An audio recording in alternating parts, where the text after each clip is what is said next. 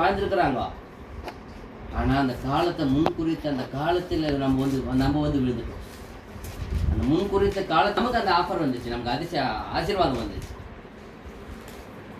சாலமன் நினைச்சாரா ராஜ குடும்பத்தில் அவங்க தாயோட நிலைமை யாரு, அவங்க தாய் யாரு, தாயோட. ஆனால் அவர் என்ன ஆனாரு, ராஜாவாயிட்டார். அப்போ அங்கே முன்னாடி அங்கே நிறைய பேர் பிரயத்தனம் பண்ணுறாங்க வேற வேற ராஜா ஆகணும்னு. நான் என்ன பண்ண முடியல. தேவன் என்ன பண்ணுறார், அவரை முன் குறிச்சிட்டார். உன் சந்ததிக்கு உனக்கு அப்புறம் இவர் தான் வரணும்னு சொல்லிட்டார். எப்போ சொன்னார் அவர்கிட்ட, குழந்தை இருக்கிறப்ப சொல்லிட்டார். அவர் சொல்லிட்டார், வாண்ணா நீ கட்ட நினைக்காத, உன் கர்ப்பத்திற்பான சாலமன் வருவார், அவர் தான் இது செய்வார்னு முன்னாடி சொல்லிட்டார். தேவனே நேசிக்கிறா சொல்ற, அவர் நான் நம்ப என்ன பண்ணுறேன், அவரை நேசிக்கிறேன், அவர் ராஜ்யத்தை என்ன பண்ணுவேன், முன்னாடி பிளான் பண்ணுறது எல்லாமே. அப்போ நீ நான் அப்படி தான். அப்போ நாம் மட்டும் எந்த அதிகாரத்துக்கு தான் அழைச்சிருக்கிறோம், எந்த அதிகாரத்துக்கு இருக்கிறோம்.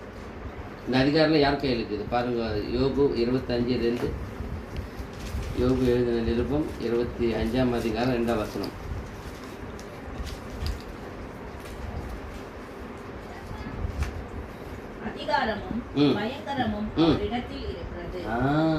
அதிகாரமும் பயங்கரமும் அவரிடத்தில் மட்டும்தான் இருக்குது, எங்களுடைய கிடையாது. அதிகாரம் பயங்கரமும் கொஞ்சம் படிச்சுங்களா வந்து ஞானன்றது அறிவுன்றது யாருது, அவர்கிட்ட தான். வெளிச்சம் யாருக்கு, அவர்கிட்ட தான் இருக்குது. எல்லாமே அவர்கிட்ட தான் இருக்குது. நம்மள ஒரு அப்போ எங்கே இருந்தோம், நம்ம பொழப்பு என்ன, இருட்டில் இருந்தோம், ஒரு இருளில் இருந்தோம்.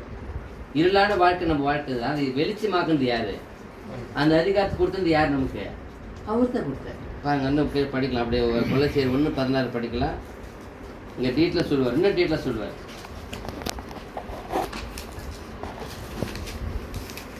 கொலைசேர் 1:16. ஏனென்றால் அவருக்குள் சகலமும் சகலமும் சொல்லிட்டு லிஸ்ட் கொடுக்குறாரு.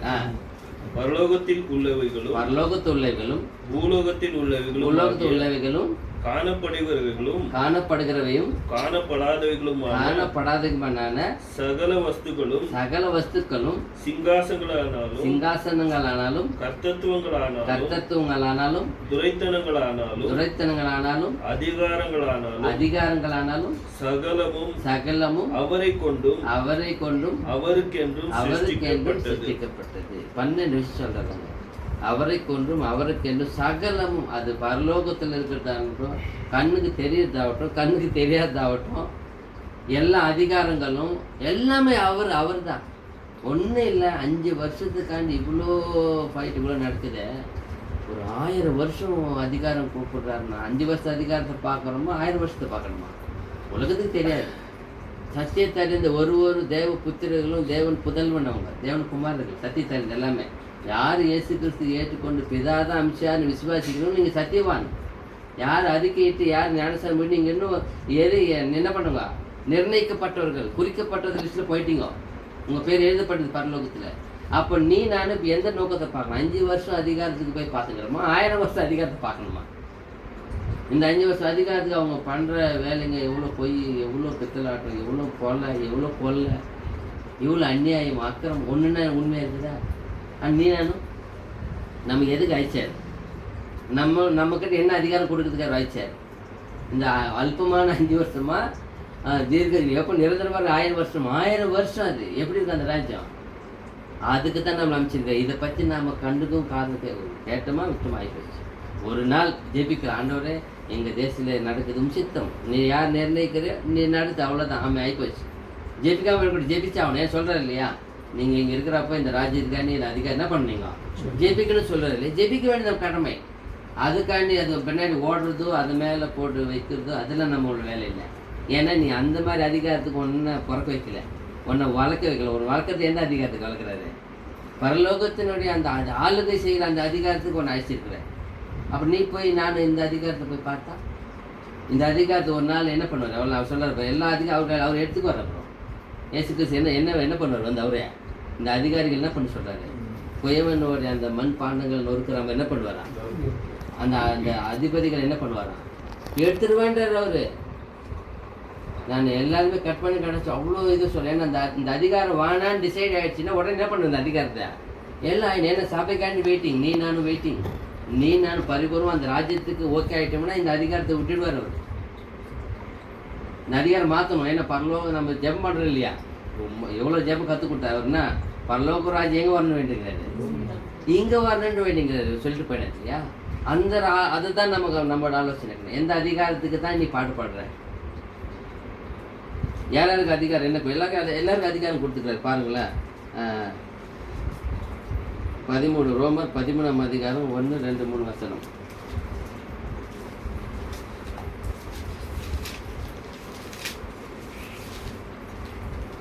ரோமர்,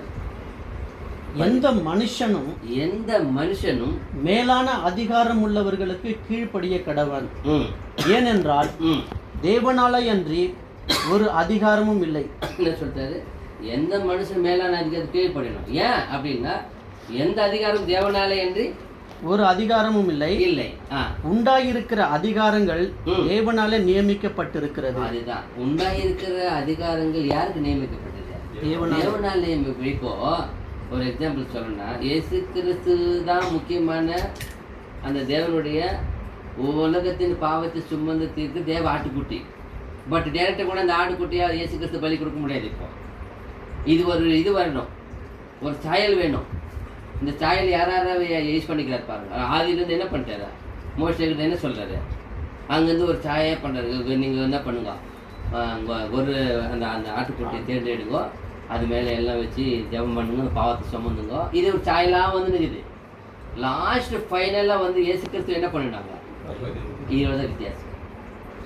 ஏன் அப்படின்னா இதுதான் வந்து தேவனோட திட்டத்தில் நம்ம புரிஞ்சிக்கிறதுக்காண்டி நமக்காண்டி அதை சொல்கிறாரு. எங்கே சொல்ல இதனுடைய எல்லா சாயல்களும் இதனோட முறைமைகளும் கிறிஸ்துவை பற்றினு சொல்லினே வர்றாங்க. அங்கே தானியலாக சொல்லிடுறாரு, 62ஆம் வாரத்தில் வருவார். வந்து பாதி அந்த பண்டிகையில் அவர் கரெக்டாக என்ன பண்ணப்படுவார், பலி அழகாக சொல்லிட்டார். அவரை வெயிட் பண்ணிங்கிறாரு, எப்போ நடக்கணும், இதை நீ ஃபஸ்ட்டு சீல் போட்டுட்டுப்பா இப்படின்னா இருக்காது. அவர் அப்போ வெயிட் பண்ணிக்கிறாரு, இதை நான் பார்க்கணுன்னு. அடடா இவருக்கு நீ பார்க்குற காரியம் இல்லை, இது ஃபஸ்ட்டு சீல் போட்டு மூடி என்ன பண்ணுறதா முத்திரை போட்டு வச்சுருந்தார், நீ போய் ரெஸ்ட் எடுத்துக்கோ. ஏன்னா அவ்வளோ ஓப்பனாக சொல்கிறார் அவர்கிட்ட தான். அப்போ நான் புரிஞ்சுக்கணும், அப்போ ஆதியில் எப்படி நடந்தது அதே மாதிரி தான் இப்போ இந்த அதிகாரையும் வச்சுக்கிறாருன்னா இது உதவாத அதிகாரம்னு எல்லாரும் தெரியணும். இந்த உலகத்தில் நல்ல மக்கள் இது வெறுக்கணும். அதை ஐயோ நான்ப்பா இவனுக்கு பண்ணுறது சரி ஒன்றுமே ஒரு மனசு வந்துடணும், ஆண்டவரே நிஜமாக நீ இருந்தால் நீதியாக நான் ஒரு அதிகாரம் வருமா அப்படின்னு ஒரு மனசு வந்துடணும். எப்படி இது நீ அநியாயம் நடக்குது, இவ்வளோ மோசம் நடக்குது, நீ வந்தனா நீ இருந்தால் நீதியான ஒரு ராஜ்யம் வருமா, நீதியான சமாதானம் ஒரு ராஜ்யம் வருமா அப்படின்னு ஒரு எல்லா மனசும் வந்துடணும் வேதனை. அப்போ தான் என்ன பண்ண முடியும், உடனே மாறும். அதுக்கு தான் கொடுத்துக்கிறாரு இது எல்லா அதிகாரம். 3 வருஷம் படிச்சிங்க, 3 படிங்க. 2வது அதிகாரம். ஆதலால் அதிகாரத்திற்கு எதிர்த்து நிற்கிறவன் தேவனுடைய நியாயத்திற்கு எதிர்த்து நிற்கிறான். அப்படி எதிர்த்து நிற்கிறவர்கள் தங்களுக்கு தாங்களே ஆக்கினையை வருவித்துக் கொள்கிறார்கள். மேலும் அதிகாரிகள் நற்கிரைகளுக்கு அல்ல துர்க்கிரைகளுக்கே பயங்கரமா இருக்கிறார்கள். ஆகையால் நீ அதிகாரத்திற்கு பயப்படாதிருக்க வேண்டுமானால் நன்மை செய், அதனால் உனக்கு புகழ்ச்சி உண்டாகும். நீ அதிகாரத்துக்கு பயப்படக்கூடாது, நன்மை செய்கின்றார். ஹெல்மெட் போட்டால் சட்டம் போட்டாங்களா போட்டுன்னு போ, என்ன சட்டம் போடுறாங்களோ நீ முன்னாடி கை கொண்டுடும், நீ ரெடி ஆயிடு. நமக்கு தெரியல எவ்வளோ கரெக்டாக போகணும்னு நமக்கு தெரியாது. அவங்க சட்டம் போடணும்னு நமக்கு சொல்லிக் கொடுக்கல. ஆண்டவரே உண்மையாக நீதியாயிரு ஒழுக்கமாயிரு. எப்படி எவ்வளோ அழகாக சொல்கிறாரு. யாருன்னா பார்க்கணும் இல்லையா, இயேசு கிறிஸ்து அந்த இது வர்றப்போ என்ன சொல்ல அந்த ஒப்பான்னு சொல்கிறாரு இல்லையா, உளுந்து கிடக்கிறப்போ அந்த சமையல் என்ன பண்ணுறாரு தூக்கி அவர் என்ன பண்ணுறாரு, குட் சமையல் ஸ்டோரில் சொல்கிறாரு இல்லையா, 3 பேர் போகிறாங்க அந்த வழியாக. ஆனால் இவரு என்ன பண்ணுறாரு, வந்து எடுத்து தூக்கி அவனை கட்டி காயம் பண்ணி. இதுதான் நம்ம அந்த குணம் வரணும். கிறிஸ்துவ அவர் தான், நம்ம தான் அந்த கிறிஸ்தவர்கள். உலகம் போயிட்டு தான் இருக்கோம், நாம் என்ன பண்ணோம், தேவ பிள்ளையா அவருடைய சித்தத்தை செய்யணும். அதுதான் அது சொல்கிறாரு. இங்கே சொல்கிற பாருங்க, யோவான் 1:12 நமக்கு ஒரு அதிகாரம் கொடுக்குறாரு. என்ன கொடுக்குறாரு, அவருடைய நாமத்தின் மேல் விசுவாசம் உள்ளவர்களாய் அவரை ஏற்றுக்கொண்டவர்கள் எத்தனை பேர்களோ அத்தனை பேர்களும் தேவனுடைய பிள்ளைகளாகும்படி அவர்களுக்கு அதிகாரம் கொடுத்தார். நமக்கு ஒரு அதிகாரம் கொடுத்துருக்காரு. இந்த உலகத்தில் யாருக்கு கொடுக்கல. எவ்வளோ கோடி மக்கள் இருக்கிறாங்க, எவ்வளோ 150 கோடி தாண்டி போயிருந்தது. ஆனாலும் எவ்வளோ பேர் இறந்துட்டாங்க. ஆனாலும் இது விசேஷமாக அதை சொல்கிறாரு, நமக்கு மட்டும் ஒரு அதிகாரம் கொடுத்துக்கிறாரு. சொல்லுது இல்லை அந்த யோவான் 17:3 சொல்லுது இல்லையா, நீங்கள் ஒன்றான தேவன் உண்மையும் நீ அனுப்புகிறாக இயேசு கிறிஸ்து அறிவதே. அந்த ஜீவனுக்குள்ள நம்மளை வச்சுட்டாருன்னா எவ்வளோ பெரிய விஷயம். அது யாருக்கு தான் வர முடியும், அது பிள்ளைகளான தான் வர முடியும், எல்லாருக்கும் வர முடியும். அந்த பிள்ளைகளை அவர் அதிகாரம் என்ன பண்ணிட்டாரு, நமக்கு எல்லாரும் கொடுத்துக்கிறாரு பாருங்க. எல்லாரும் சொல்கிறாரு பாருங்க, என்ன சொல்கிறாரு, யாரெல்லாம் அவரை விசுவாசிக்கிறோமோ அவருடைய நாமத்தின் மேல் விசுவாசம் உள்ளவர்களாய். அதுதான் அவருடைய நாமத்தின் மேல், அந்த நாமத்தை நமக்கு என்ன பண்ணிட்டாரு, விசுவாசிக்க வச்சுட்டாரு இல்லையா. அந்த நாமத்தை நம்மளோட கண்ணு என்ன பண்ணிட்டாரு, திறக்க வச்சுட்டாரு இல்லையா. இவர் தான் உலக ரட்சிகர் நம்ம காமிச்சிட்டாரு இல்லையா, நம்ம விசுவாசிக்கிறோம் இல்லையா. அதை சொல்ல, அந்த நாமத்தின் மேல் விசுவாசம் உள்ளவர்கள் எவர்கள், அவரை ஏற்றுக்கொண்டவர்கள் எவர்களோ, ஏற்றுக்கொண்டோம், நம்ம ஏற்றுக்கணும் இல்லையா, ஏற்றுக்கொண்டவர்களோ அத்தனை பேர்களும் தேவனுடைய பிள்ளைகள் ஆகும்படி அவர்களுக்கு அதிகாரம் கொடுத்தார். அதுதான் நமக்கு ஒரு அதிகாரம் கொடுத்துக்கிறாரு. நம்ம ஒரு அதிகாரத்தில் இருக்கிறோம். நிறைய பேருக்கு ஞாபகம் வராது, மறந்துடுவோம். சுச்சுவேஷன் வரப்போ மறந்துடுவோம், எல்லாமே மாறிச்சுன்னு மறந்துடுவோம். நான் ஒரு அதிகாரின்றதை நான் அதிகாரத்துக்கு இருக்கிறேன்னு மறக்கக்கூடாது. இயேசு கிறிஸ்து அது சொல்கிறாரு, அது கேட்குறாரு இல்லையா, பிலாத்து கேட்குறாரு, என்கிட்ட பேசி என்கிட்ட சொல்லு, நான் உன்னை விடுதலை பண்ணுறேன்றாரு. என்ன சொல்கிறார் இயேசு கிறிஸ்து, ஞாபகம் இருக்குங்களா? பரலோகத்திலேருந்து எதுவும் அனுப்பப்படாவிட்டால் என்ன பண்ணுறேன், ஏன்னா நான் எந்த அதிகாரத்துக்கு இருக்கிறேன் சொல்கிறாரு பாரு. இந்த அதிகாரத்துக்கு நான் இல்லை. உன் ராஜ்யம் எங்கே இருக்குது, எங்க ராஜ்யம்னா நீ இந்த ரோக ராஜ்யம், என்னுடைய ராஜ்யம் இங்கே இல்லை, எங்கே இருக்கிற ராஜ்யம் பாரு. அப்போ எவ்வளோ அழகாக சொல்கிறார். அப்போ நீ நானும் அவரை வெம்படிக்கணும், அவர் குருவை ஏற்றுக்கணும். அப்போ என் குருநாதர் எந்த ராஜ்யத்தை பற்றி பேசினாரு, எந்த ராஜ்யத்துக்கு அழைச்சிருக்கிறாரு, எந்த ராஜ்யத்தை பற்றியே அவரோட தலைமையில் வச்சுக்கிறாரு. அவர் தலை, அவர் இதயம், மனசு எங்கே எதில் இருக்குது, தேவ ராஜ்யத்தை பற்றியே இருக்குது. அப்போ நீ நானும் குருநாதருடைய ஐக்கியமாகணும், அவருடைய ஒரு சபையாகணும், மனவாட்டி ஆகணும் ஆசை. அவர் மாதிரி மனசில் தானே எந்த அதிகாரத்துக்கு என்னை அழைச்சிருக்கிறார், எந்த அதிகாரத்தை என்னை வச்சிருக்கிறார், எந்த அதிகாரத்தை விசுவாசிக்க சொன்னார். இது மறந்துடும் சுச்சுவேஷன், அந்த நிலைமை வர்றப்போ சோதனை வர மறந்துடும். எப்பவுமே மறக்கூடாது. நாம் எப்பவுமே ஒரு உன்னதமான ஒரு தேவனுடைய பிள்ளைகளாக அதிகாரம் கொடுத்துட்டாரு, விசுவாசிக்க வச்சுட்டாரு. விசுவாச துவக்குகிறவரும் அவரே தான் வச்சுட்டாரு. நம்ம ஒன்றும் கேட்கலையா, அவரே தான் தேடி வந்தார். நமக்கு காலத்தில் இருக்கிறோம், நம்மளுக்கு முன்குறிச்சியாரு தேடி வந்து. இப்போ அப்போஸ்தலர் இப்போ யார் கூப்பிட்டு வந்தார், அவங்களும் தேடி வந்தாங்களா? இவரே இப்போ என்ன பண்ணுறாரு, அதுதான் செலெக்ஷன் இருக்குது. பிதாவோட கேட்குறாரு, என்ன சொன்னாரும் தெரியாது, போய் கூப்பிடுவாரு, செலெக்ஷன் பண்ணுறாரு. நம்மளால செலக்ட் பண்ணிட்டு இருக்கிறாரு, அழைச்சி விட்டுட்டார். பிதாவை அவர்களுக்கு காரியம் செஞ்சுருக்கிறார். சொல்கிறார் இல்லையா, பிதா ஒருவனை இழுக்கா விட்டார், எடுத்து யாரும் என்ன பண்ண முடியாது. அவன் வரவனெல்லாம் அப்பாவே கூப்பிட்டு அமைச்சிருக்கிறான்னு தெரிஞ்சு போச்சு அவருக்கு. அந்த விசுவாசத்தை பிதா வைக்கிறான்னு பாருங்க. நமக்கு அதான் நமக்கு உன்னதமான அதிகாரத்தை கொடுத்துருக்கிறார். நம்ம பிள்ளைகள் ஆயிருக்கிறோம். அவர் நாமத்தை விசுவாசம் வச்சு அதிகாரம் கொடுத்துட்டாரு. அதுக்கப்புறம் லூக்கா 5:24, இந்த பூமியில் இவரை மாதிரி யாருக்கும் அதிகாரமே கிடையாது. அதான் அங்கே அந்த காலத்தில் அந்த பரிசேயர் சரிசேயர்லாம் ஆச்சரியப்படுறாங்க. என்ன படிங்க 5:24, லூக்கா 5:24. பூமியிலே பாவங்களை மன்னிக்க மனுஷகுமாரனுக்கு அதிகாரம் உண்டு என்பதை நீங்கள் அறிய வேண்டும் என்று சொல்லி பாருங்க. அந்த பூமியில வந்தது வரைக்கும் யாருக்குமே என்ன அதிகாரம் இல்லை. பாவத்தை மன்னிக்கிற அதிகாரம் இந்த உலகத்துக்கு எந்த மனிதனுக்கு கொடுக்கல, ஒரே ஒரு இயேசு கிறிஸ்துக்கு மட்டும். அப்பெல்லாம் சாயலாம கொடுத்தாங்க. அது இல்லாம காலத்துல வருஷம் கொடுக்கணும். இந்த வருஷம் போயிட்டு மறுபடியும் ஆடு கொண்டாந்து மாடு கொண்டாந்து என்ன பண்ணலாம், கொடுக்கணும். அது என்ன பர்மனண்டான இல்லை. ஆனால் எப்பவுமே என்னன்னா நிரந்தரமான ஒரு பாவம் பண்ணிட்டு விசுவாசிச்சா போதும். என்ன ஆயிட்டு, நீ நீதிமான ஆயிட்ட. அவரை நான் உப்பு கொண்டு அதுக்கிட்ட என்ன ஆயிட்டு, நீ நீதிமான ஆயிட்ட. அந்த நீதிமான ஆகுதுக்கு அவங்க எவ்வளோ கஷ்டப்பட்டாங்க. அவங்க அறுப்புண்டாங்க, வெட்டப்பட்டாங்க, எரிக்கப்பட்டாங்க, இவ்வளோ வேதனை அடைஞ்சாங்க நீதிமான ஆகுறதுக்கு. நீ நானும் விசுவாசிச்சா போதும். இயேசுவே நீதாம்பா என்னுடைய ரட்சகர் அப்படின்னு ஏற்றுக்கினா போதும். அது சொல்றார். பூமியில் நம்ம பாவத்தை மன்னிக்கிறது அவருக்கு அதிகாரம் கொடுத்து வச்சுக்கிறார். நம்மளை பாவத்தை மன்னிச்சார். இதை விட வேறு என்ன வேணும்? யாருன்னா இந்த உலகத்தில் பாவத்தை மன்னிக்க முடியுமா? இன்னும் பண்ண முடியாது. ஆனால் நம்ம பாவத்தை மன்னிக்கிற ஒரு அதிகாரம் ஏசு கொடுத்துட்டு எவ்வளோ பெரிய அதிகாரம் கொடுத்துக்கிறாங்க பாருங்க. அதுக்கு அடுத்தது சிஷ்யர்களுக்கு ஒரு அதிகாரம் கொடுத்தாரு பாருங்க. மத்தேயு 10:1 ஞாபகத்துக்கு நமக்கு எப்படின்னா சிஷ்யருக்கு என்ன அதிகாரம் கொடுத்தாரு? இன்னும் இருக்குது, படிக்கலாம். அப்பொழுது அவர் தம்முடைய 12 சீஷர்களை தம்மிடத்தில் வரவழைத்து அசுத்த ஆவிகளை துரத்தவும் சகல வியாதிகளையும் சகல நோய்களையும் நீக்கவும் அவர்களுக்கு அதிகாரம் கொடுத்தார். அதெல்லாம் பண்ணி லாஸ்ட்ல கூட வார்த்தை சொல்லுவார். நீங்க போய் பூமியின் கடைசி பரியந்தம் வரைக்கும் எனக்கு என்ன என் நாமத்தை யார் விசுவாசிக்கிறாங்க அவங்களுக்கு என்ன பண்ணுவோம், ஞானஸ்தானம் கொடுங்க. எனக்கு நீங்கள் என்னவா இருக்கணும்? சாட்சியாக இருக்கணும். சாட்சியாக இருக்கிறதுக்கு நமக்கு வச்சிருக்கிற எல்லாருக்கும். இப்போ நாம தான் இருக்கிறோம், அவங்கெல்லாம் இல்லை. இப்போ எல்லாம் அவங்கெல்லாம் அவர் சிரசு, அவங்க எல்லாம் மீறி பாட்டெல்லாம் ஆகிட்டாங்க. நம்ம லாஸ்ட்டில் இருக்கிறோம். காலும் விரலன்னு அவங்கள சொல்லுவாங்க நிறைய பேர், நீ என் காலு நெகத்துக்கு சமானமாகவே அப்படின்னு. நம்ம இப்போ அங்கே தான் இருக்கிறோம். ஏன்னா எல்லாம் ஆகிப்போச்சு, இல்லை எல்லா பாட்டிலும் ஃபுல்ஃபில் ஆகிப்போச்சு. எங்கே இருக்குது இப்போ காலு விரல்? நம்மளை கொண்டு அந்த லிஸ்ட்டு அங்கே வச்சிருக்கிறாரு நம்மளை. ஏன்னா அவங்களாம் உன்னதமாக வேலை பண்ணாங்க. அப்போ டெக்னாலஜி இல்லை, இப்போ எல்லா டெக்னாலஜி வந்துட்டு லேசாக வேலை பண்ணிக்கலாம். அப்போ பண்ணதெல்லாம் எவ்வளோ உன்னதமான வேலை. அதுதான் அப்போ நம்ம பாரு அங்கே கொடுத்துக்கிறாரு.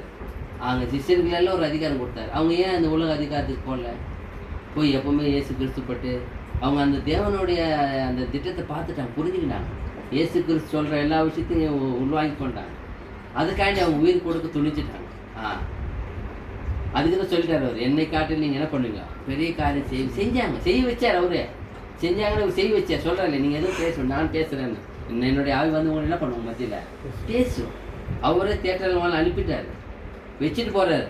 அவங்கள எதுவும் டிஸ்டர்ப் இல்லாமல் பார்த்துக்குவோம். அதுதான் பிதாக்கிட்ட வேண்டிக்கிறார். பிதாவே, இவர்களை என்ன பண்ணினீ? பூமியில் பார்த்துக்கு நீ வார்த்தையினால காத்துக்கொண்டேன். இப்போ நான் என்ன பண்ணுறேன்? உன்னோட வந்துடுறேன். இப்போ நான் இருக்க மாட்டேன். இவங்களை என்ன பண்ண? வார்த்தையினால காத்துக்கோ.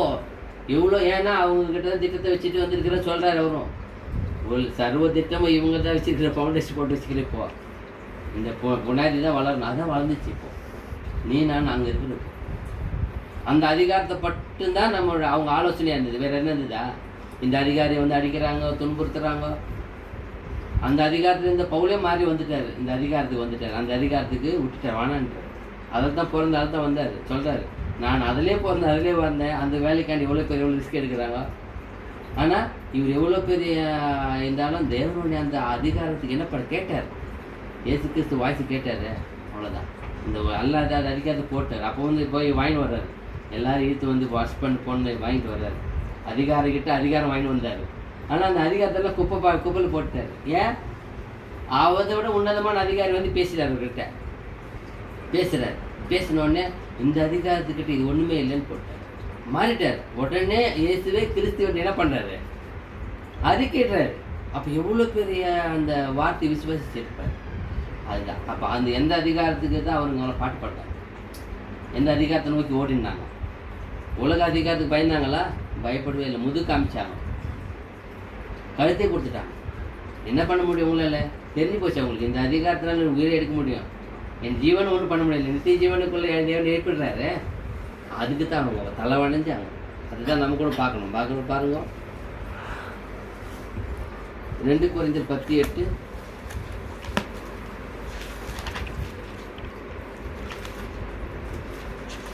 ரெண்டு Corinthians 10:8.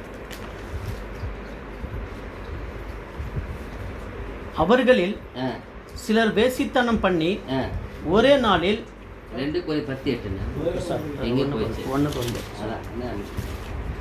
மேலும் உங்களை நிர்மூலமாக்குகிறது அல்ல, உங்களை கட்டுகிறதற்கு கர்த்தர் எங்களுக்கு கொடுத்த அதிகாரத்தை குறித்து நான் இன்னும் சற்றே அதிகமாய் மேன்மை பாராட்டினாலும் நான் வெட்கப்படுவதில்லை. என்ன அதிகாரம் கொடுத்தாரு? அப்போஸ்தலருக்கு ஆகட்டும், சபைக்கு ஆகட்டும், போதகர்களுக்கு ஆகட்டும், எல்லாருக்கும் ஒரே ஒரு அதிகாரம் தான். எல்லாரும் சபை என்ன பண்ணணும்? கட்டுறதுக்கு தான். விசுவாசத்தை உண்டாக்கணும், விசுவாசத்தை வளர்க்கணும், விசுவாசத்தை நிலைக்க வைக்கணும். அதுதான். யார் எந்த ஊழியக்காரர், எந்த மனுஷனும் விசுவாசத்தை போவடிக்கிறதாகட்டும், விசுவாசத்துக்கு துரோகம் பண்ணுறதாகட்டும் போச்சுன்னா அது சொல்கிறாரு. யாருக்கும் அந்த அதிகாரம் கொடுக்கவே இல்லை. கட்டுறதுக்கு மட்டும்தான் அதிகாரம் கொடுத்தாரு. நடனம் அவ்வளோதான். நீ உன்னோட வேலைன்னா விதையை போடணும். இயேசு கிறிஸ்து அந்த விதை நம்ம போட்டார். நம்ம போய் அந்த விதையை போடணும், பழம் கொடுக்கணும், விதையை போடணும். அதுதான் சொல்கிறார். எனக்கு என்ன அதிகாரம் கொடுத்துக்கிறாருன்னா கட்டுறதுக்கு மட்டும்தான் அதிகாரம் கொடுத்துக்கிறார். சபை என்ன ஆகணும்? டெய்லி கட்டப்பட வேண்டும். அதை வளர்ச்சி அது கொடுத்த அதிகாரம். அதுதான் நிறைய பேர் புரியாமல் அநேக விசுவாசத்தை கெடுக்கிறார். அது ரொம்ப பாவமான விஷயம். ஆனால் அதுக்கு என்ன பண்ணல? தேவன் என்ன பண்ணல? அதுக்கு அதிகாரம் கொடுக்கல. அப்போ அவர் அதிகாரம் கொடுக்கல, என்ன பண்ண மாட்டார்? அது ஏற்றுக்க மாட்டார். அவர் கோவம் வரும். ஒரு விசுவாசத்தை அதுக்கு சொல்ல ஒரு இடத்துல நீங்கள் சகோதரனுக்கு விரோதமாக தடுக்கல்லையும் என்ன இதுவும் போடாதீங்க, என்ன பண்ணிக்கோ தீர்மானித்துக் கொள்ளுங்கன்னு சொல்கிறார். ஒருவனுக்கும் என்ன பண்ணாதீங்க, நீங்கள் தடுக்கல்ல போடாதீங்க, குறுக்க வராதீங்கன்றார். அவன் விசுவாசத்துக்கு தடையாக வராதிங்க, விசுவாசம் வளர வைங்க. எப்படின்னா வளர்க்கணும். அது சொல்ல ஒரு இடத்துல பவுல் சொல்ற, நான் எப்படியாயினும் கிறிஸ்து உங்களுக்குள் கர்ப்பமாய் ஆகிற வரைக்கும் பிறக்கிற வரைக்கும் நான் என்ன பண்ண உங்கள்கிட்ட பிரசவ வேதனைப்பட்டேன்றார். ஏன் சொல்றாரு? எப்படியாவது கிறிஸ்து இப்போ உங்கள என்ன பண்ணோம், பிறக்கணும், உருவாகணும், அந்த விசுவாசம் வரணும். அதை நம்ம பார்க்கலாம். இங்கே பார்க்குறோம். இங்கே பார்த்தா யோவான் 10:18 கூட படிக்கலாம். இயேசு கிறிஸ்துக்கு பெரிய அதிகாரம் பாருங்கள்.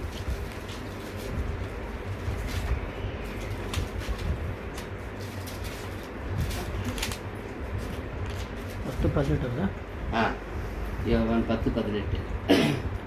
ஒருவனும் அதை என்னிடத்திலிருந்து எடுத்துக்கொள்ள மாட்டான், நானே அதை கொடுக்கிறேன், அதை கொடுக்கவும் எனக்கு அதிகாரம் உண்டு, அதை மறுபடியும் எடுத்துக்கொள்ளவும் எனக்கு அதிகாரம் உண்டு, இந்த கட்டளை என் பிதாவினிடத்தில் பெற்றுக்கொண்டேன். அவ்வளோதான். அவர் பரலோகத்திலே இருந்து தேவன்கிட்ட வேண்டினார். அவர் நான் போய் யார் இதை அனுப்புறான்னா நான் சொல்லிட்டு இவருக்கு தெரியும், இங்கே போனால் இது பலி கொடுக்கணும். ஏற்றுக்கினார், அங்கே ஏற்றுக்கினார். ஆமாம் ஆண்டவரே, எனக்கு போய் என்ன பண்ணுறேன், நான் பலி கொடுக்குறேன். அதெல்லாம் சொல்கிறார். அவர் அங்கேயே அவர் பிளான் பண்ணி வச்சுட்டு விட்டுட்டார். அது சொல்ல, நான் கொடுக்கவும் அதை நான் என்ன பண்ணேன் அதை வச்சு நான் மறுபடியும் எனக்கு தான் என்ன பண்ணுறாரு அவரே அதை ஒன்று எடுத்துக்கொண்டு அதிகாரம் கூட. அதை சொல்ல, நானே வைக்கிறேன், நானே எடுக்கிறேன். அதே மாதிரி என்ன கூட வரவங்க எல்லாருக்கும் அதே செய்கிறேன்றார். அவர் என்னை விசுவாசித்து வருகிறவர்களுக்கும் மறுத்தாலும் என்ன பண்ணுவேன், மறுபடியும் பிழைக்க வச்சிருவேன்றார். எனக்கு கொடுத்த அதிகாரம் எல்லாருக்கும் கூட செய்கிற அளவுக்கு அவருக்கு அதிகாரம் கொடுத்தார். திரும்பி எழுப்புகிற அந்த அதிகாரத்துக்கு போவாங்க. இங்கே இருக்கிறவங்க நாங்கள் என்ன பண்ண முடியும்? எப்பேற்பட்ட அதிகாரத்துக்கு நாம் இருக்கிறோம்? மனசு எங்கே வைக்கிறோம்? ஒன்றுமே இல்லை. இப்போ நீ எந்த அதிகாரத்துக்கும் மனசு, உன்னுடைய ஆசைகள், உன்னோட பேச்சு, பார்வை, ஒரு சிந்தை எதில் வச்சுருக்குற?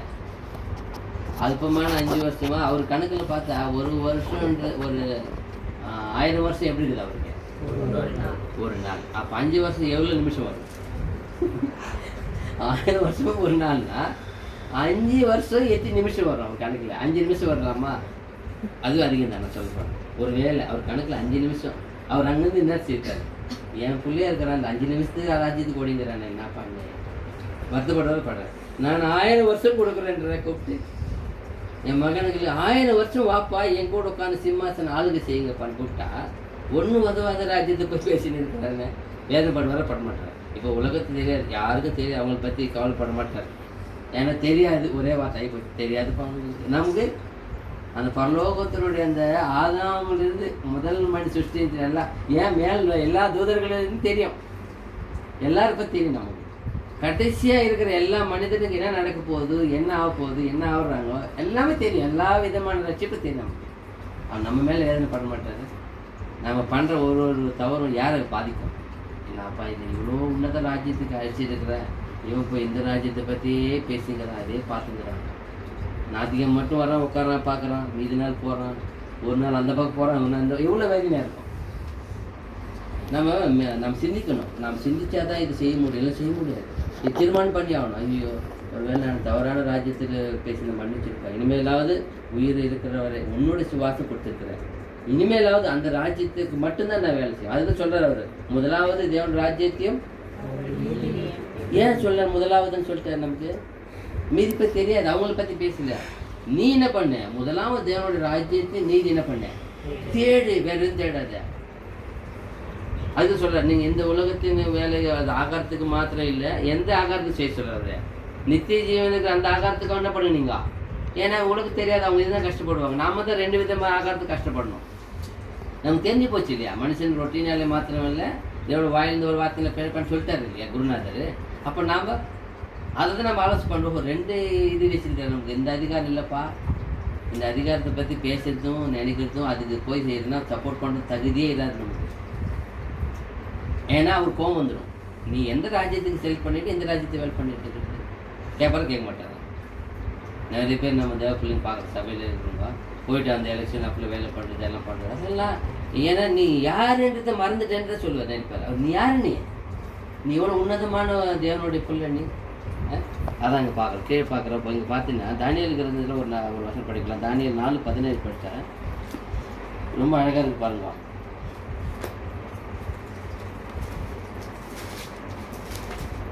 நாலாம் அதிகாரம் 17ஆம் வசனம்.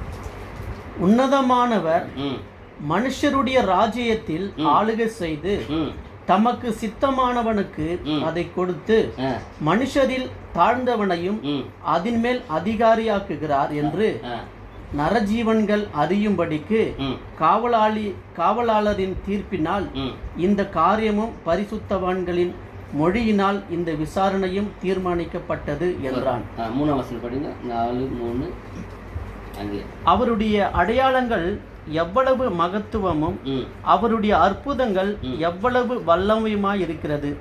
அவருடைய ராஜ்யம் நித்திய ராஜ்யம், அவருடைய ஆளுகை தலைமுறை தலைமுறையாய் நிற்கும். அவருடைய ராஜ்யம் எப்பேற்படுது? நித்திய ராஜ்யம். இங்கே எப்பேற்பட்டு கொடுக்குறாரா? அவர் சித்தமானவனு கொடுக்குறாரா?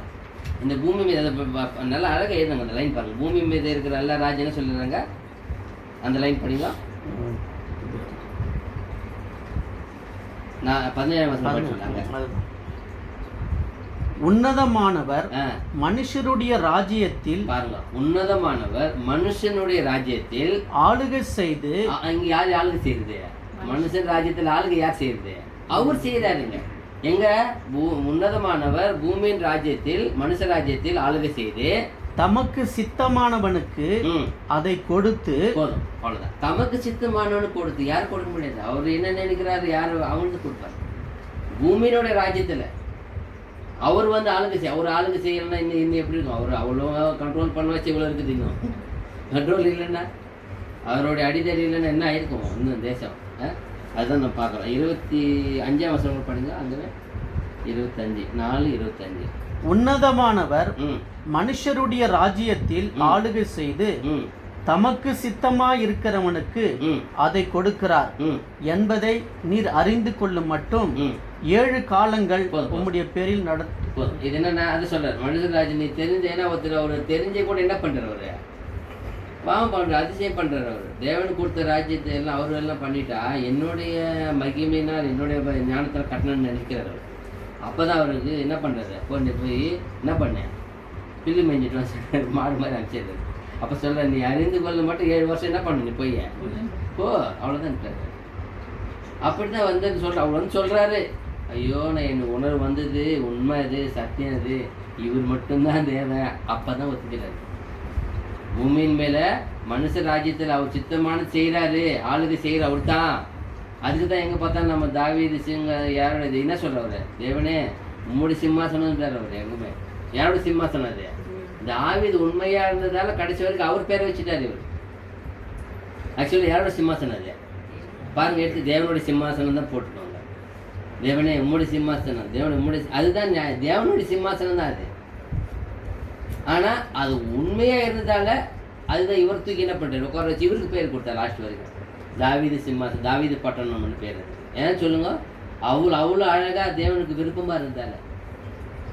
அதுதான் இங்க நான் பார்க்குறோம். 1 கொரிந்தியர் 7:4. என்னடா இது? எல்லாருக்கும் அதிகாரம் கொடுத்து எங்களுக்கு இல்லை, அவங்களுக்கு அதிகாரம் பாருங்க. இப்போ எல்லா அக்காங்களுக்கு கூட அதிகாரம் கொடுத்துக்கிறாரு. அதான் பார்ப்போம். 1 கொரிந்தியர் 7:4. மனைவியானவள் தன் சுய சரீரத்திற்கு அதிகாரி அல்ல, புருஷனே அதற்கு அதிகாரி. அப்படியே புருஷனும் தன் சுய சரீரத்திற்கு அதிகாரி அல்ல, மனைவியே அதற்கு அதிகாரி. நம்ம கூட ஒரு அதிகாரம் கொடுத்துக்கிறாரு இல்லையா? நீ என்ன பண்ணுறது? யார் என்ன பண்ணுறது? 2 பேரும் ஒன்று தான். அவங்க கடமை செய்யணும். நான் மேல்வாசன் போடுறது அப்படின்னு சொல்லுதா? புருஷன் தன் மனைவிக்கு செய்ய வேண்டிய கடமையை செய்ய கடவன். அவ்வளோதான். மனைவி அப்படியே மனைவியும் தன் புருஷனுக்கு செய்ய கடவள். அவ்வளோதான். இதுதான் அதிகாரம்ன்றது.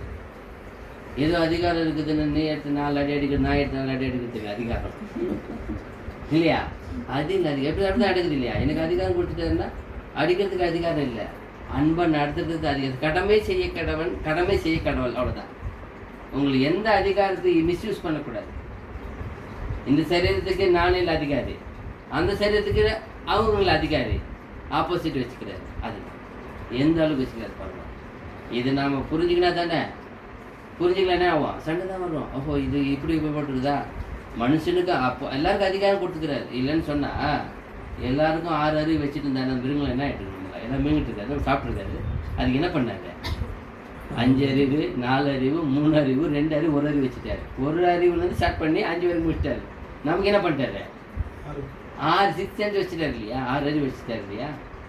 அது நமக்கு என்ன என்ன எல்லாருக்கும் அதிகம் என்ன ஆதாம் என்ன கொடுக்குற அதிகாரங்க எல்லாம் சுற்றி பண்ணி எல்லாத்தையும் என்ன பண்ணினே ஆளுகை செய், அதெல்லாம் உனக்கு பயப்படும், அதெல்லாம் பயப்படுற மாதிரி வச்சுட்டாரு. இவரே சொல்லிட்டாரு எல்லாத்தையும் நீ ஆளுகை செய்ய, ஆண்டு கொள்ளுன்றாரு. அப்படின்னா அதிகாரியை வச்சுட்டாரு, எல்லா ஜீவராசிக்கும் அதிகாரி. இல்லைன்னா அந்தந்த ஜூ பார்க்கில் போய் அவனுக்கு பயப்படுத்தாரு. அன்புக்கு கட்டுப்படுது, என்னது கட்டுப்படுது? போய் ஒரு வருஷம் அவங்க கூட வேலை பண்ணி அது சாப்பாடு வச்சுட்டே வந்தாருன்னா அவர் தான் பார்த்துன்னு. அவர் உள்ளே போயிட்டா கூட ஒன்றும் பண்ணாது, அவரை மீதி பேருக்கு போனால் ஒத்துக்காதாரு, சாப்பிட்டு அடிச்சிடும். ஆனால் அவர் மட்டும் என்ன பண்ணாரு? ஏன் அவர் சாப்பாடு போட்டுன்னு வர்ற அன்பு, அது அந்த அன்பு அது என்ன பண்ணிடுது, மாறிடுது. மனித அன்புக்கு போய் இணங்குது அது இல்லையா? பாரு ஒருத்தர் லாஸ்ட் டைம் பார்க்குறோம் 7 வருஷம் இங்கே விட்டுட்டு போயிட்டார். கொண்டாந்து குழந்தைய கண்டார், குட்டியா கொண்டாந்து அதை ரெடி பண்ணி ஒரு வருஷம் வார்த்தை கொண்டு போய் ஜூவில் கொடுத்துட்டு போயிட்டார். 7 வருஷம் கழிச்சு மறுபடியும் வர்றாரு. அது பெருசாக மறந்துச்சோன்னு நினைக்கிறாரு. அது பார்த்தா ஞாபகம் வச்சுன்னு வந்து அவர் பிடிக்குது, கட்டி பிடிக்குது. ஒரு சிங்கமே 7 வருஷமா ஆச்சு அவர் போய் ஃபாரின் போயிட்டு வர்றாரு. ஆனால் அது என்ன பண்ணல, அந்த அன்புக்கு மறக்கலை. அந்த அன்பை, அந்த சுபாவமே மாறி மனித சுபாவம் வந்துச்சு. அது பாரு. அப்போ எந்த அளவுக்கு தேவன் அதிகாரம் கொடுக்கலன்னு என்ன ஆயிடுது? அதெல்லாம் தேவன் தான் கொடுத்துருக்குறாரு. எல்லாத்தையும் என்ன பண்ணுறது, மனுஷனுக்கு அவ்வளோ பெரிய அறிவு. அதுதான் அவனை அந்த அதிகாரம் எப்படி யூஸ் பண்ணணும் தான். அந்த தேவனுடைய திட்டத்தின்படி அதை சொல்ல அவங்க கடமை செய்ய கடமை தான். உங்களுக்கு என்ன பொறுப்பு கொடுத்துக்கிறாங்களோ, உங்களுக்கு என்ன பதவி கொடுத்துருக்குறாங்களோ, உங்களுக்கு என்ன வேலை கொடுத்துக்கிறாங்களோ, என்ன நாலேஜ், என்ன டேலண்ட் கொடுத்துக்கிறாங்களோ அதை கரெக்டாக யூஸ் பண்ணணும். மிஸ்யூஸ் பண்ணக்கூடாது. அப்போ வேஸ்ட் ஆகிடும் இல்லையா? அப்போ நீ இங்கேவே இந்த சின்ன சொல்கிறல இடத்துல கொஞ்சத்தில் உண்மையாக இருந்தால் அநேகத்தில் அப்போ அதிகாரி வைப்பேன். அப்போ அநேகத்தில் அதிகாரி வைக்கிறது கொஞ்சம் இருக்கிற அந்த வாழ்க்கை என்ன பண்ணோம், கொஞ்சத்தில் உண்மையாக இருக்கணும் இல்லையா? கணவனா ஒரு உண்மையாக இருக்கணும், மனைவியாக உண்மையாக இருக்கணும், ஒரு அதிகாரியாக உண்மையாக இருக்கணும், எல்லாருக்கிட்டையும் மரியாதை பழக்கணும், மரியாதை பேசணும், நல்ல பழக்கம் இருக்கணும், நல்ல எல்லாமே அவங்க அப்படி தானே தேவ பிள்ளையா நம்ம சொல்லணும். அதிகாரத்தில் மிஸ்யூஸ் பண்ணிட்டா சொல்லுவாங்க, ஐயோ ஞாயிற்றுக்கிழமை நல்லா அழகாக போவாங்க சார், மீதி நாள் அவங்க பார்க்கறதே வேஸ்ட்டு. ஏன் அப்படி இருக்குது நீங்கள் நிறைய பேருடைய வாழ்க்கை? அதான் சொல்கிறேன். நீங்கள் பார்க்குறப்போ பாருங்கள், நீதிமொழிகள் 28:8-2 இன்னும் ஒரு 5-6 வருஷம் முடிச்சிருக்கு. நீதிமொழிகள் 28:2 தேசத்தின் பாவத்தின் நிமித்தம் அதன் அதிகாரிகள் அநேகராய் இருக்கிறார்கள். புத்தியும் அறிவும் உள்ள மனுஷனாலோ அதன் நற்சீர் நீடித்திருக்கும். அதுதான் தேசத்தில் என்னத்துக்கு அதிகாரி இருக்கிறாங்கன்னா, என்ன நல்லது பண்ணுறதுக்கு அதிகாரி இருக்கிறாங்க பாருங்க சொல்கிறது. அந்த பாவத்துக்கு தான் அந்த அதிகாரிங்க இருக்காங்க, பண்ணுறதெல்லாம் அவங்க தான். லாஸ்ட் டைம் சொல்கிற ஒரு அதிகாரி ரொம்ப ஷாக் ஆகிட்டேன். அது கட்டணத்து மொத்தம் 3.5 கோடி ரூபாய், 7 கோடி ரூபாய் இருந்துச்சு.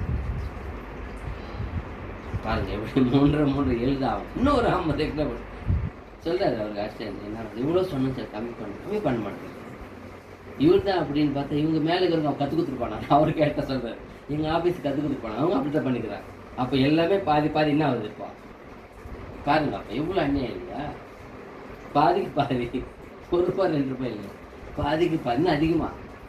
அப்போ என்னத்துக்கு அதிகாரி ரொம்ப அநியாயம். என்ன இப்போ உட்காந்தாங்க 5 வருஷம் என்ன பண்ண போகிறாங்க? எல்லா இடத்துலையும் நீங்கள் கணக்கு எடுங்களா? சென்ட்ரலில் இருப்பார், எல்லா மினிஸ்டரும் எங்கே இருப்பார், ஸ்டேட்டில் இருப்பார். எல்லாம் லிங்க் தான், ஒரே வேலை தான். ஒரே வேலைக்கு 10 பேர் இருக்கிறாங்க, 10 மினிஸ்டர் இருக்கிறாங்க.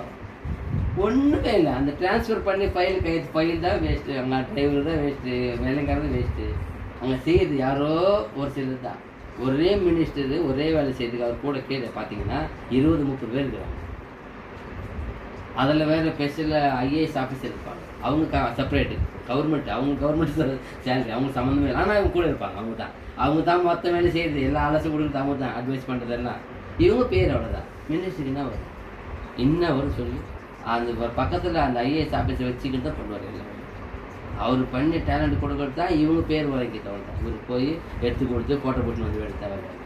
ஸோ பண்ணுறதெல்லாம் அவங்க தான். அதே தான் இப்போ இங்கே பார்க்குறப்போ அப்போ பாருங்கள், தேசத்தின் பாவத்தின் அதிகம் என்ன பண்ண அதே இருக்கிறாங்க. ஆனால் அங்கே ஒரு ஆள் இருக்கிறாரு, என்ன சொல்கிறாரு,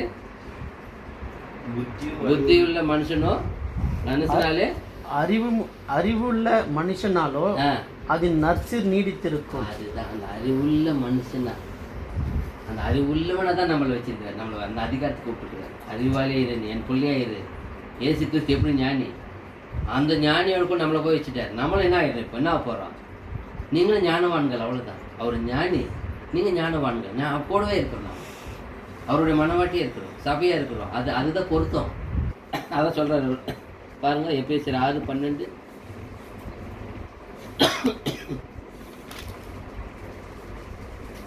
ஏனெனில் மாம்சத்தோடும் இரத்தத்தோடும் அல்ல, துரைத்தனங்களோடும் அதிகாரங்களோடும் இப்பிரபஞ்சத்தின் அந்தகார லோகாதிபதிகளோடும் வான்மண்டலங்களில் உள்ள பொல்லாத ஆவிகளின் சேனைகளோடும் நமக்கு போராட்டம் உண்டு. நமக்கு எல்லாரும் கூட போராட்டம் இருக்கும். என்னடா இது, இந்த அதிகாரத்தை அந்த அதிகாரத்துக்கு போனால் இந்த அதிகாரம் ஒத்துக்க மாட்டாங்க தான். நம்ம போய் பைபிள் எடுத்து போக முடியாது, பைபிள் பிரசங்கிக்க முடியாது. ஆனாலும் வேகமாக நடந்துக்கணும், அவ்வளோதான். இப்போ நீங்கள் மலைக்கு போகிறீங்க, திருப்பதி மலைக்கு போனால் இப்போலாம் பேக் செக் பண்ணுவோம். போகிறப்ப செக் பண்ண மாட்டாங்க. நான் போவோம், எடுத்துன்னு போயிட்டு அங்கே பார்க்கில் உட்காந்து எல்லாம் ஃபஸ்ட்டு வருவோம். ஒரு 10-15 வருஷம் முன்னாடி. இப்போ போக முடியாது. போனோடனே செக் பண்ணுறான். என்ன ஈவன் கிறிஸ்டின் தாலி கட்டி மானோட ஒத்துக்கிட்டு இருக்கு. லாஸ்ட் டைம் ஒரு தம்பதிங்க ஏதோ கல்யாணம் பண்ணாங்க, போனாங்க மேலே போயிட்டு அங்கே நின்றுங்கிறாங்க. நாங்கள் நினச்சிக்கிட்டே இருக்கிறோம், அந்த பாப்பா இப்போ தான் கட்டினாங்க, அடுத்து கைட்டு போதுன்னு நினச்சிங்கிறோம். கையில் வச்சுக்கிறாங்க அந்த பாப்பா. என்ன பண்ணாங்க, அந்த சிறு இருக்கக்கூடாதுன்னு சொன்னாங்க, கை வச்சுக்கோங்க சொல்லி நினச்சிக்கிட்டே இருக்கிறோம். ஐயோ அந்த பாப்பா தெரியாமல் கைட்டு வச்சுட்டு போதுல சொல்லணும் போய் தாலின்னா, அதுங்காட்டி எப்போவும் ஆயிடுக்கு கையில் வச்சுக்கிது தாலி டக்குன்னு பார்த்தா. ஐயோ என்ன பண்ணிடுச்சு பாரு, அது ஒன்றும் இல்லை. என்ன சொல்கிறான், நினச்சிக்கிட்டே கையில் வச்சுக்கிறது ஆல்ரெடி அந்த சிலுவை போட்டுங்கிறது ஒத்துக்கலையாமா. அப்போ எந்த அளவுக்கு அதே மீதி எல்லாம் எடுத்து போகிற அளவுக்கு என்ன இருக்குது பொதுநலையில் பாருங்கள். அப்போ தான் வருத்தமாகிடுச்சு. அப்போ என்ன சிலுவை நாங்கள் போய் என்ன பிரசங்கம் பண்ண போகிறாங்க, உள்ள தானே போட்டுக்கிறாங்க. பைபிள் எடுத்து போனால் பிரசங்கம் பண்ண போகிறான் இன்னும் சொல்லலாம். இப்போ சிலுவை போட்டு ஒன்று தப்பாக போச்சு உள்ள. இது மலை, இது யார் பாடப்படுது சட்டம். எப்படி பாரு, இவங்க தான் எனக்கு கல்யாணம் பண்ணி புதுசாக போய் அங்கே இது பார்க்கில் பீச்சு வாட்டர் ஃபால்ஸ் பார்த்துட்டு வரலான்னு போனால் ஒத்துக்கிறது இல்லைங்க. எவ்வளோ இது பாரு. அப்போ என்ன புரியுது இருந்தேன், அது நீதியான சட்டம் இல்லை. நீங்கள் என்ன சொல்லுது, இப்போ சார் பண்ண சொல்லுது, ஏனெனில் மாம்சத்தோடும் இரத்தத்தோடும் அல்ல, துரைத்தனங்களோடும் அதிகாரங்களோடும் இப்பிரபஞ்சத்தின் அந்தகார லோகாதிபதிகளோடும் வான்மண்டலங்களில் உள்ள பொல்லாத ஆவிகளின் சேனைகளோடும் நமக்கு போராட்டம் உண்டு. அதுதான் நமக்கு போராட்டம் இருக்குது. அதிகாரம் கொடுத்துக்கிறாரு, அந்த அதிகாரத்தை நாம் எப்படி யூஸ் பண்ணணும். இப்போ அவங்க யூஸ் பண்ணுறாங்க, ரஃபாக யூஸ் பண்ணுறாங்க இல்லையா, நாம் அப்படி யூஸ் பண்ணக்கூடாது. ஏன்னா அவங்களுக்கு தெரியாது இது இதுக்கு போகிறது கொஞ்ச நாள் தான், இதுக்கப்புறம் இதான் வாழ்க்கையே நினச்சிருக்கிறாங்க அவங்க. நமக்கு தான் தெரியும் எல்லாமே, இது ஒன்றுமே இல்லை, இந்த அதிகாரம் ஒன்றுமே இல்லை. ஆனால் வரப்போகிற ஒரு அதிகாரம், அந்த அதிகாரம் தெரிஞ்சு கூட ஏன் அப்போ கேட்பார் நம்மளை, ஏன்பா அவ்வளோ தெரியும் நீ ஏன்பா வாழல கேட்கப்பட கேட்க மாட்டாரா. அதுதான் இப்போ நம்ம சிந்திக்கணும். பாருங்கள், எபிரேயர் 10:21 நமக்கு எப்பேற்பட்ட ஒரு அதிகாரி இருக்கார் பாருங்க.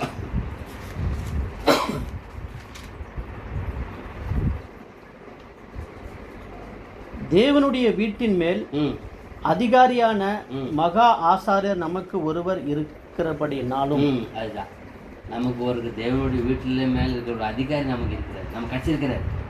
சொல்கிறோம் இல்லையா, என்னப்பா இப்படி இருக்குது இன்னைக்கு ஆஃபீஸ், ஐயோ புது ஆஃபீஸர் வந்தார், ரொம்ப நல்ல மாதிரி இருக்காரு. ஃபஸ்ட்டில் ஒரு ஆள் இருந்தார், எங்களை போட்டு கடிச்சு கொதறினார் இருந்தார். எப்போ வேலை விட்டு ஓடிலான்னு நினச்சிருந்தோம், இந்த ஆள் வந்த அப்புறம் பரவாயில்ல.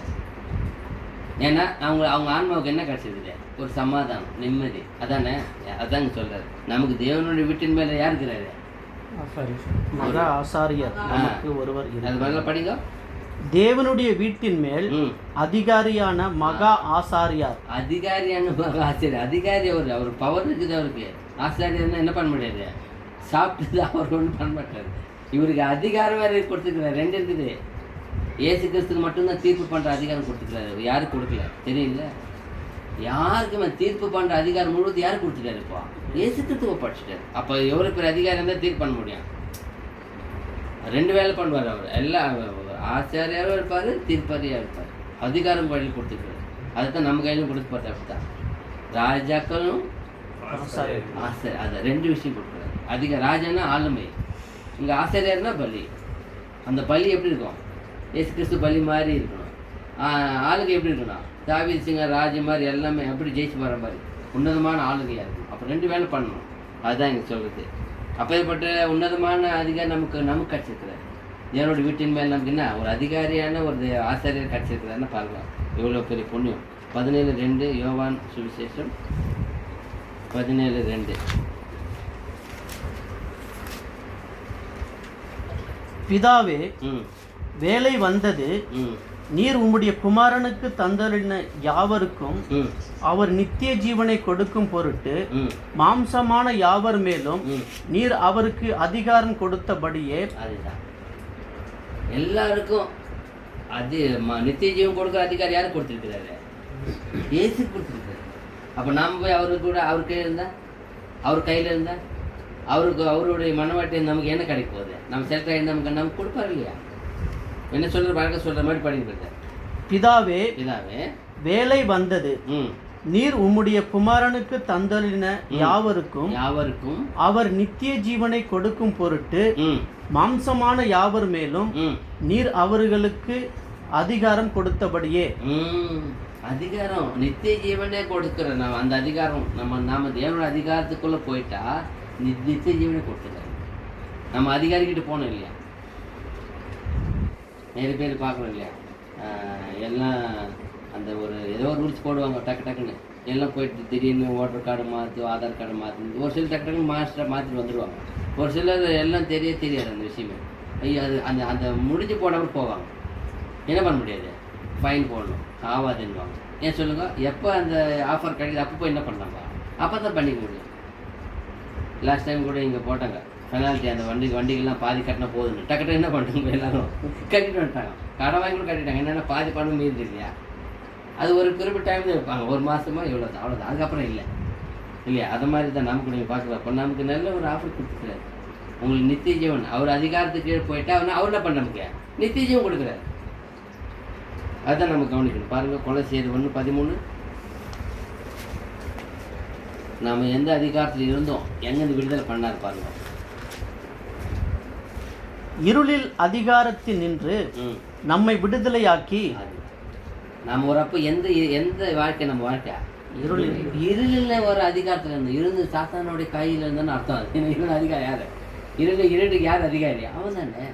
அந்த அதிகாரத்தில் இருந்து நம்ம என்ன பண்ணார்? தேவனே விடுதலையாக்கி. பாரு என்ன சொல்றாரு, இருளின் அதிகாரத்தில் நின்று நம்மை விடுதலையாக்கி தமது அன்பின் குமாரனுடைய ராஜ்யத்திற்கு உட்படுத்தினவருமாயிருக்கிற இருக்கிற பிதாவை ஸ்தோத்தரிக்கிறோம். அப்போ எந்த எப்பேற்பட்ட ராஜ்யத்துக்கு நம்ம இல்லை படிக்கிறோம், அந்த அதிகாரத்துக்கு என்ன படிக்கிறத உட்படுத்தினார். நாம் தவறான அதிகாரத்தில் இருந்தோம், பாவ அதிகாரத்தில் இருந்தோம், சாபமான அதிகாரத்தில் இருந்தோம், பாதாளத்து அதிகாரத்தில் இருந்தோம். ஆனால் நம்ம என்ன பண்ண, அங்கே என்ன பண்ணுற தேவனே விடுதலை ஆக்கி அன்பின் குமார் ராஜ்யத்துக்கு என்ன பண்ண முடியல உட்படுத்திட்டார். அந்த அதிகாரத்துக்கு கொண்டு வந்துட்டார். ஆனால் நாம் அந்த அதிகாரத்தை நின்றுட்டு இருக்கிறோமா? அந்த அதிகாரத்தை பற்றி பேசுகிறோமா? அந்த அதிகாரத்தை பற்றி ஆலோசனை பண்ணுறோமா? அந்த அதிகாரத்தை பற்றி தியானம் பண்ணுறோமா? அந்த அதிகாரத்தோட வாழ்கிறோமா? நம்ம எங்கே போனாலும் எந்த அதிகாரத்துக்கு வாழ்கிறோம்? எந்த அதிகாரம்? இங்கே இருக்கிறது அது ஒரு என்ன சொல்கிறேன், இந்த சட்டத்தை நம்ம கை கொண்டோம் போடுறதுல என்ன அவ்வளோதான். ஆனால் மீதி நம்ம எப்போவுமே எந்த அதிகாரத்தோடு நம்ம உடன்பாடு இருக்கணும். உடன்படிக்கை எங்கே பண்ணியிருக்கிறோம்? எந்த அதிகாரத்துக்கு உடன்படிக்கை பண்ணலாமோ தீர்மானம் எங்கே பண்ணோம்? இந்த கவர்மெண்ட்டுக்கு அந்த கவர்மெண்ட்டுக்கு பண்ணோமா? பரலோகத்தின் கவர்மெண்ட் தான் தீர்மானம் பண்ணேன். ஆண்டவரே உன் குமாரனை போல் நான் என்ன பண்ணுறேன், வாழ்கிறேன், மகிழ்ப்படுத்துகிறேன், உன் கீழ்ப்படிந்து வாழ்றதான்னு ஒத்துக்கொண்டு இல்லையா? அப்போ அந்த அதிகாரத்துக்கு தான் நம்மளுடைய தலை சாய்க்க வேண்டும். அதை பற்றி தான் நம்ம ஆலோசனை இருக்கணும். இந்த அதிகாரத்தை பற்றி ப்ரேயர் பண்ணலாம், ஆண்டவர் சித்தம் ஆண்டவரே இதை மாற்றி போடுன்னு வேண்டதுக்கு நமக்கு நம்ம கருத்து இல்லை, அது மாதிரி விருப்பம் இல்லை. உன் சித்தம் எனக்கு தீர்மானம் பண்ணப்பட்ட ராஜ்யம் இது, அவர் தான் அழுகை செய்கிறார் போட்டுச்சாங்க.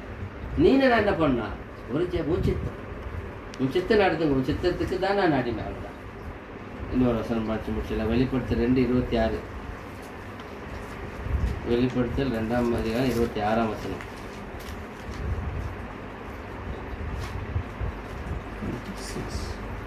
ஜெயம் கொண்டு முடிவு பரியந்தம் என் கிரைகளை கை கொள்ளுகிறவன் எவனோ அவனுக்கு நான் என் பிதாவினிடத்தில் அதிகாரம் பெற்றது போல ஜாதிகள் மேல் அதிகாரம் கொடுப்பேன்.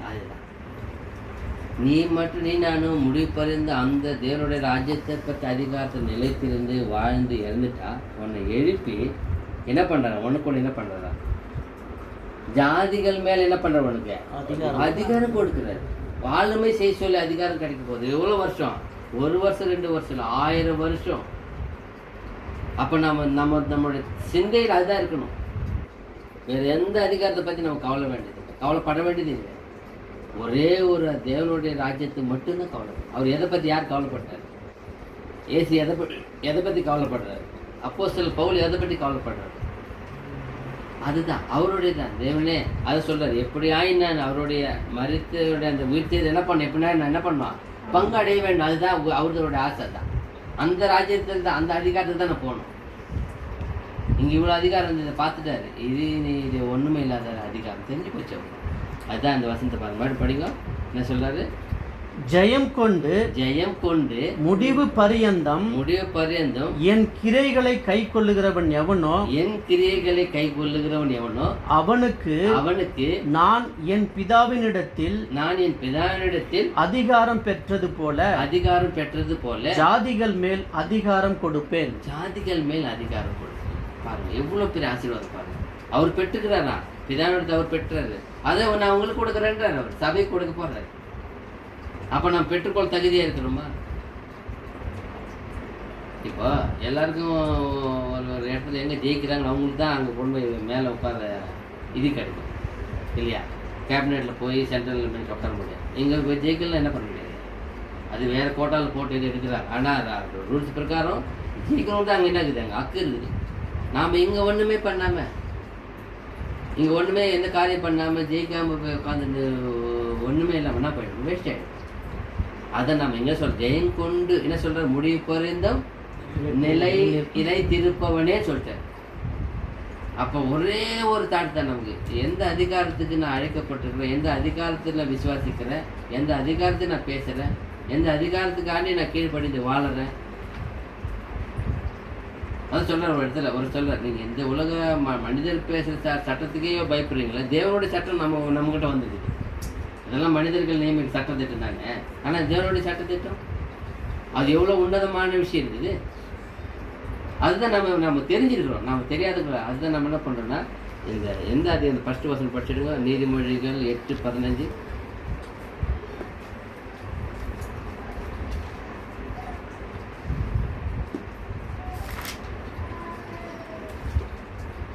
என்னாலே ராஜாக்கள் அரசாளுகிறார்கள், பிரபுக்கள் நீதி செலுத்துகிறார்கள். என்னாலே அதிகாரிகளும் பிரபுக்களும் பூமியில் உள்ள சகல நியாயாதிபதிகளும் ஆளுகை செய்து வருகிறார்கள். அவ்வளவுதான்.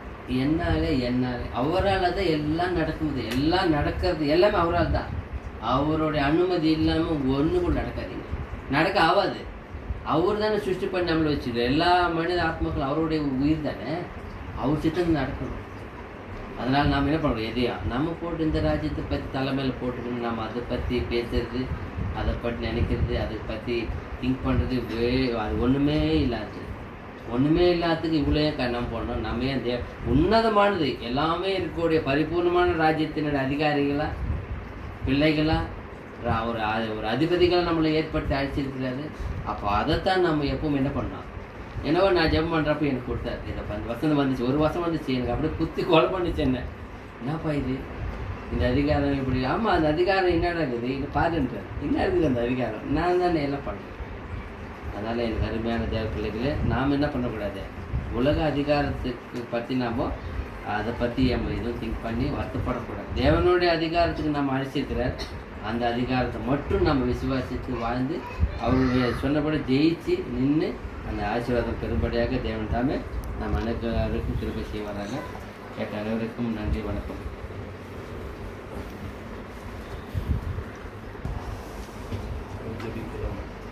அன்பும் கிருபையும் பரிசுத்தமும் நீடிய பொறுமையும் நிறைந்த எங்கள் பரிசுத்த பரலோகத்தினாலே, அப்பா சர்வமையான யாவே தேவனே, யாரும் கண்டிராதவரும் காணக்கூடாதவரும் சேரக்கூடாத ஒளி வாழ செய்கிறவரும் எப்பொழுதும் பரிசுத்தர் என்று போற்றப்படுகிற எங்கள் பரிசுத்த பரலோகத்தினாலே, இந்த நாமத்திற்கு கொடான கோடி ஸ்தோத்திரம் அப்பா. நன்றி தேவனே, கொடான கோடி நன்றி அப்பா. தேவனே, நாங்கள் உயிருடன் இருப்பதும் சுகமுடன் இருப்பதும் உங்களுடைய சித்த கிருபையப்பா. நன்றி தேவனே. இந்த தேவனே, உங்களுடைய பரலோக ராஜ்யத்தின் அழைப்பை குறித்தப்பா எங்களுக்கு போதித்திருக்கிறீர்களப்பா. அந்த உன்னதமான அழைப்பை அப்பா நாங்கள் வெறுமனை விட்டு விடாமலப்பா, இந்த உலகத்துக்கு ஒத்தவனே நாங்கள் உங்களுடைய வார்த்தைகளுக்கு கீழ்பட்டு உமக்கு மகிமை சேர்க்கிற பிள்ளைகளாக வாழ தேவனை கிருபை செய்வோம்ப்பா. அப்பா, நாங்கள் வார்த்தையினாலும் கடமை தவறினாலும் உமக்கு விருதமாக அப்பா பாவம் செய்திருக்கிறோம் அப்பா. ஒரு சியாக மன்னித்து தேவனை உங்களுடைய வழியில் நடக்க எங்களுக்கு கிருபை செய்யணும்ப்பா. தேவனே இயேசு கிறிஸ்துவனுடைய அடிச்சுவடுகளை பின்பற்றி நடக்க நாமப்பா. அதை நாங்கள் அப்பா மரணம் பிறந்தையும் அந்த வழியில் நடக்க எங்களுக்கு பலத்தையும் ஆயும் தந்து வழிநடத்த வேண்டும் என்று மன்றாடுகிறோம் அப்பா. இதோ பேசிய தாசரை தேவனே உங்களுடைய கரங்களில் ஒப்புக் கொடுக்கிறோம் அப்பா. அவரை மென்மேலும் ஆசீர்வதித்து வழிநடத்தும்படி மன்றாடுகிறோம் அப்பா. தேவனே கூடியிருக்கிற எங்கள் அனைவரும் தேவனே உங்களுடைய கரங்களில் ஒப்புக் கொடுக்கிறோம் அப்பா. அனைவரின் தேவைகளையும் ஜெபங்களையும் அப்பா கேட்டு தேவனே உங்களுடைய சித்தப்படி எங்களை ஆசீர்வதித்து வழிநடத்துகிறோம் அப்பா. துதிகன மகிமை புகழ் எல்லாவற்றும் உங்கள் நாமத்திற்கு செலுத்தி இந்த ஜெபத்தை எங்கள் ஆண்டவரும் உங்களுடைய ஒரே பேரான குமாரனாகிய இயேசு கிறிஸ்துவின் வேறுபட்ட நாமத்தில் வேண்டி ஜெபிக்கிறோம். ஜீவனம் பிரஸ்தம் உங்கள் நல்ல பிதாவே. ஆமென். மீண்டும்